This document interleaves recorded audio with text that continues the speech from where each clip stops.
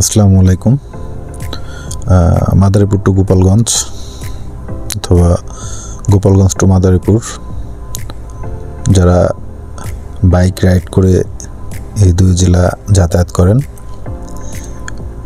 তাদের জন্য এটি খুব ভালো একটা ভিডিও হতে যাচ্ছে। আমি সাধারণত মাদারীপুরের গোপালগঞ্জ থেকে মাদারীপুর আসা যাওয়ার ভিতরে আমি আপনার ট্যাকেরহাট, রাজুর, এদিকে আপনার ভুরঘাটা থেকে সব রাস্তা দিয়ে আমি যাতায়াত করেছি, কিন্তু আমার কাছে এই রাস্তাটা কয়েকটা দিকের জন্য ভালো লেগেছে। তার প্রথম দিক হচ্ছে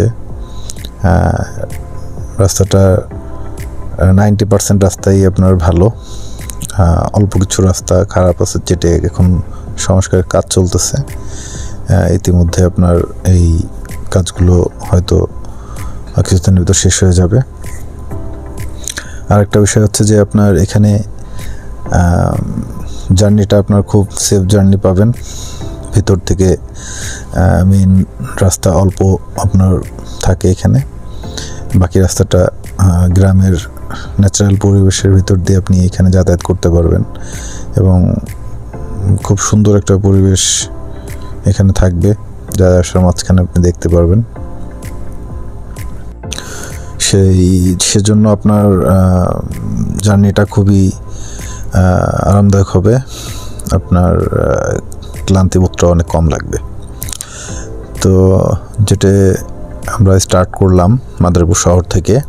ইতিমধ্যে আপনারা দেখছেন যে মাদারীপুর শহর থেকে হাতের বায়ে যে রাস্তাটা চলে গেছে বরিশালের দিকে, আমি সেই রাস্তাটা দিয়ে এগোচ্ছি।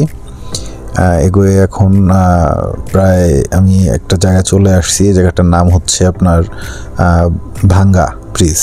এই ভাঙ্গা ব্রিজ দিয়ে হাতের ডানে চলে যেতে হবে।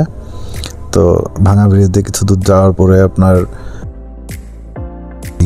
জায়গাটা আপনি পাবেন, এটা হচ্ছে আপনার ডাসার দর্শনা। এই ডাসারের এই রাস্তাটা দিয়ে আপনি যখন যাবেন, আপনার এখানে দর্শনা একটা হাই স্কুল পাবেন হাতের বাম হাতে।